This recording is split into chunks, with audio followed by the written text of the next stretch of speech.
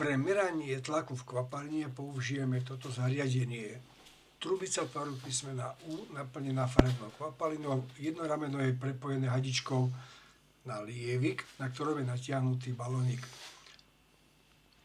Hladiny kvapalín v oboch ramenách trubice sú v rovnakej výške. Ak zatlačíme na lievik, teraz zvýšime tlak v jednom ramene, tak sa nám nerovnováha v týchto tlakoch prejaví rozdielom vo výšok hladín v oboch ramenách. Čím viac zatlačíme, tým je rozdiel výšok hladín vyšší.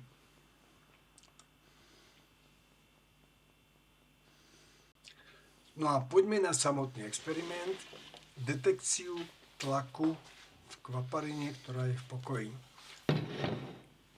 Kvapalina bude voda v odbernom valci.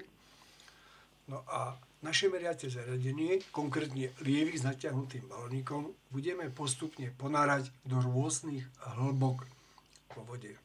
Všimnite si nerovnováhu kvapalín v oboch trubiciach ramena U. Čím hlbšie sa nachádza merací lievik v kvapaline, tým je rozdiel vo výškach slupcov kvapalín v trubiciach väčší. Naopak, keď zmenšujeme výšku, tak ten rozdiel sa znižuje. Znamená to, že tlak hydrostatický vo väčšej hĺbke je väčší. Urobme si meranie ešte raz. Ponárame lievik stále do väčšej a väčšej hĺbky.